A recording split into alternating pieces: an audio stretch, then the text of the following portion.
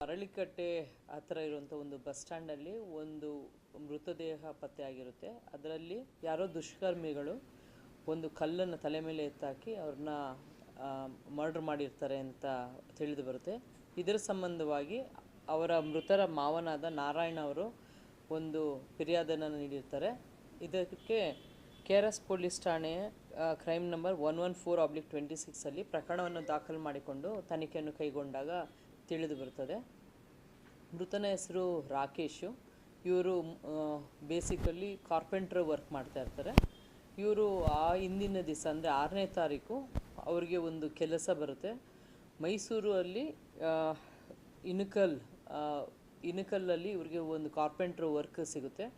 ಇವರು ಅಂಬರೀಷನವ್ರ ಜೊತೆಯಲ್ಲಿ ಕರ್ಕೊಂಡು ಆ ಕಾರ್ಪೆಂಟ್ರ್ ವರ್ಕ್ ಹೋಗಿರ್ತಾರೆ. ಅಂಬರೀಷ್ ಅವರು ಸಹ ಅವ್ರಿಗೆ ಅಸಿಸ್ಟ್ ಮಾಡೋವಂಥ ಕೆಲಸ ಮಾಡ್ತಾ ಇರ್ತಾರೆ ಕಾರ್ಪೆಂಟ್ರ್ ವರ್ಕಲ್ಲಿ.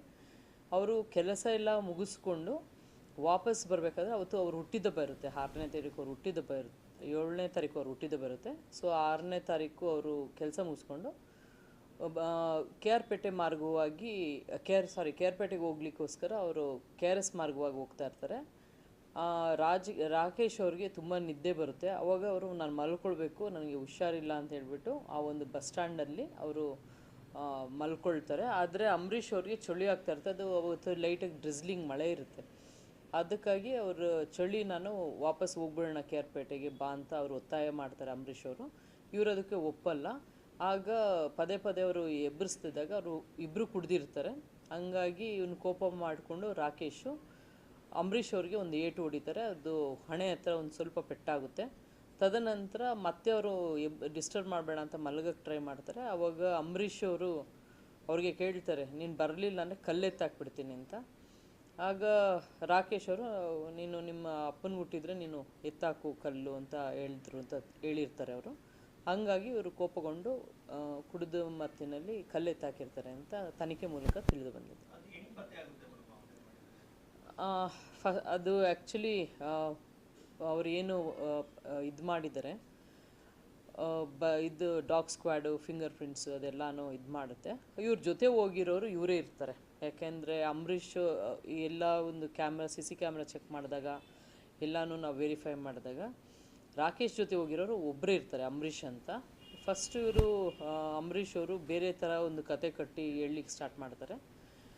ಅವರು ಈ ಇನ್ಸಿಡೆಂಟ್ ಆದಮೇಲೆ ಬಸ್ ಹತ್ಕೊಂಡು ಹೊರಟೋಗಿರ್ತಾರೆ ಅಕ್ಕಿ ಹೆಬ್ಬಾಳಿಗೆ ಅವ್ರನ್ನ ಕರೆಸಿ ಅವ್ರನ್ನ ವಿಚಾರಣೆ ಸಮಯದಲ್ಲಿ ಒಂದು ಡಾಗ್ ಸ್ಕ್ವಾಡ್ ಹೋಗ್ಬಿಟ್ಟು ಅವ್ರಿಗೇನೆ ಇದು ಮಾಡುತ್ತೆ. ಅವ್ರದ್ದು ಮೈ ಮೇಲೆ ಬ್ಲಡ್ ಇರುತ್ತೆ, ಅಂದರೆ ಅವ್ರದ್ದು ಡ್ರೆಸ್ಸಲ್ಲಿ ಮತ್ತು ಸ್ಲಿಪ್ಪರಲ್ಲಿ ಎಲ್ಲನೂ ಬ್ಲಡ್ ಇರುತ್ತೆ. ಆಗ ಕೂಲಂಕುಷವಾಗಿ ವಿಚಾರಣೆ ಮಾಡಿದಾಗ ತಿಳಿದು ಬರ್ತದೆ ಈ ಒಂದು ಕೃತ್ಯನ ಅಂಬರೀಷ್ ಅವರೇ ಮಾಡಿರ್ತಾರೆ ಅಂತ. ಇವರೇ ಒಂದು ಕತೆ ಕಟ್ಟಿರ್ತಾರೆ. ಯಾರೋ ಬಂದರು, ಈ ಥರ ಏನೋ ಈ ಥರ ಇಬ್ಬರು ಬಂದಿದ್ದರು, ಮರ್ಡ್ರ್ ಮಾಡಿಬಿಟ್ಟು ಹೊರಟೋದ್ರು, ನಾನು ಕಿರ್ಚ್ಕೊಂಡೆ, ಆ ಥರ ಎಲ್ಲ ಹೇಳಿರ್ತಾರೆ. But finally CC camera check ಮಾಡಿದಾಗ ಇವರಿಬ್ಬರೇ ಇರೋದು ಕಂಡು ಬರುತ್ತೆ. ಬೇರೆ ಇನ್ಯಾರೂ ಅಲ್ಲಿ ಆ ಕಡೆ ಓಡಾಡಿರೋದೇ ಇರಲ್ಲ. ಇವರೇನೆ ಮರ್ಡ್ರ್ ಮಾಡಿಬಿಟ್ಟು ತದನಂತರ ಅವರು ನಡ್ಕೊಂಡು ಹೋಗ್ತಾರೆ. ಸ್ವಲ್ಪ ದೂರ ಹೋಗ್ಬಿಟ್ಟು ಆಮೇಲೆ ಬಸ್ ಹತ್ಕೊಂಡು ಹೊರಟೋಗ್ತಾರೆ ಅಕ್ಕಿ ಹೆಬ್ಬಾಳಿಗೆ.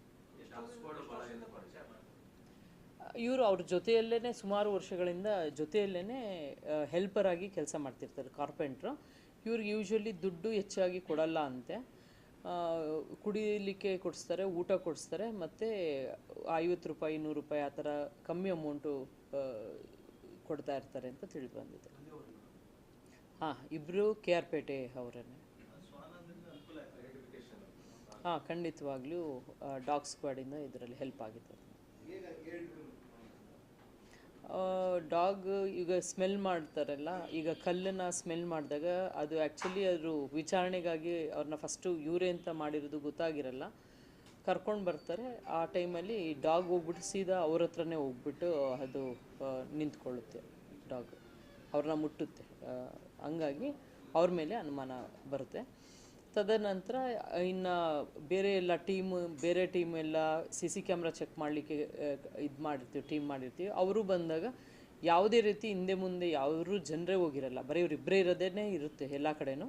ಹಾಗಾಗಿ ಕ್ಲೀನಾಗಿ ವಿಚಾರ ಮಾಡಿದಾಗ ಆಮೇಲೆ ಅವರು ಯಾರು ಮೃತ ಯಾರಿದ್ದಾರೆ ರಾಕೇಶ್ ಅವರು, ಅವ್ರದ್ದು 7th ಬರ್ತ್ಡೇ ಇರೋದ್ರಿಂದ 6th ನೈಟ್ 12 o'clockಗೆ ಅವರ ಒಂದು ಪ್ರೇಯಸಿ ಫೋನ್ ಮಾಡಿರ್ತಾರೆ ವಿಶ್ ಮಾಡಲಿಕ್ಕೆ.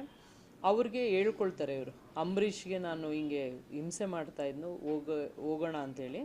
ನಾನು ಹೊಡೆದು ಬಿಟ್ಟೆ, ಪಾಪ ಹಣೆಗೆ ಪೆಟ್ಟಾಯಿತು, ನನ್ನ ತಂದೆ ವಯಸ್ಸವನು, ಆದರೆ ಅವನಿಗೆ ತಲೆಗೆ ಹೊಡೆದು ಬಿಟ್ಟೆ ನಾನು ಕೋಪ ಮಾಡಿಕೊಂಡು, ನಂದು ತಪ್ಪಿದೆ ಅಂತ ಹೇಳ್ಬಿಟ್ಟು ಅವ್ರ ಹೆಂಡ್ತಿಗೂ ಸಹ ಅವ್ರ ಪ್ರೇಯಸಿಗೂ ಸಹ ಅವ್ರು ಹೇಳ್ಕೊಂಡಿರ್ತಾರೆ ರಾಕೇಶ್. ಇಲ್ಲ, ಈಗ ಅವ್ರ ಕುಟುಂಬದವರು ಡೌಟ್ ವ್ಯಕ್ತಪಡಿಸಿದಲ್ಲ, ಅಂಬರೀಷನೇ ಆ ಥರ ಕತೆ ಕಟ್ಟಲಿಕ್ಕೆ ಟ್ರೈ ಮಾಡ್ತಾನೆ ಸ್ಟಾರ್ಟಿಂಗಲ್ಲಿ. ಬಟ್ ತದನಂತರ ಇದು ತಿಳಿದು ಬರುತ್ತೆ ಅವರೇ ಮಾಡಿರೋದು ಅಂತ. ಕೊಲೆ ಮಾಡ್ಬೇಕನ್ನೋ ಉದ್ದೇಶ ಇಲ್ಲ. ಅವ್ರು ಒಟ್ಟಿಗೆ ಕೆಲ್ಸಕ್ಕೆ ಹೋಗಿರ್ತಾರೆ, ಅವತ್ತು ಊಟ ಕೊಡಿಸಲ್ಲ ಅವರು, ಜಾಸ್ತಿ ಊಟ ಎಲ್ಲ ಕುಡ್ದಾದ್ಮೇಲೆ ಇಬ್ಬರೂ ಮೈಸೂರಿನಲ್ಲೇ ತುಂಬ ಡ್ರಿಂಕ್ಸ್ ಮಾಡ್ತಾರೆ. ಮಾಡಿಬಿಟ್ಟು ಕೇರ್ಪೇಟೆಗೆ ಹೋಗೋಕ್ಕೆ ಬರ್ತಾರೆ. ಇವ್ರು ಬರ್ತಡೇ ಇರೋದ್ರಿಂದ ಫೋನ್ ಕಾಲ್ಸ್ ಬರ್ತದೆ ಅವರ ಇವ್ರದ್ದು ಲವರ್ದು. ಮಾತಾಡಿ ಅವರು ತದನಂತರ ಇವ್ರನ್ನು ನಿದ್ದೆ ಬಂದರೆ ಇವರು ಯಾರಿಗೂ ಇದು ಮಾಡಲ್ವಂತೆ, ಡಿಸ್ಟರ್ಬ್ ಮಾಡಬಾರ್ದು ಅನ್ನೋದು ರಾಕೇಶ್ ಅವರ ಇದು, ಆ ಥರ ಸ್ವಭಾವದವರಂತೆ. ನಿದ್ದೆ ಸಮಯದಲ್ಲಿ ಯಾರೂ ಡಿಸ್ಟರ್ಬ್ ಮಾಡಬಾರ್ದು ಅಂತ. ಹಂಗಾಗಿ ಅವ್ರು ಮಲ್ಕೊಳ್ತಾರೆ. ಇವನು ಚಳಿ ಇರ್ತದೆಲ್ಲ, ಸ್ವಲ್ಪ ಏಜ್ ಆಗಿರುತ್ತೆ ಅಂಬರೀಷ್ ಅವ್ರಿಗೆ. ಅವರು ಚಳಿ ತಡೀಲಿಕ್ಕಾಗದೆ ನಾನು ವಾಪಸ್ ಕರ್ಕೊಂಡು ಹೋಗು ಅಂತಾರೆ. ಮತ್ತು ಹೊಟ್ಟೆ ಹಸ್ತಿರ್ತದೆ. ಹಂಗಾಗಿ ಅವರು ಸಡನ್ನಾಗಿ ಇವರು ಹೇಳಿದ್ದಕ್ಕೆ ಕೋಪ ಮಾಡಿಕೊಂಡು ಕಲ್ಲೆತ್ತಾಕಿದ್ದಾರೆ ಕುಡಿದ ಮತ್ತಿನಲ್ಲಿ ಅಂತ ಅವರ ಹೇಳಿಕೆಯಿಂದ ತಿಳಿದು ಬಂದಿದೆ.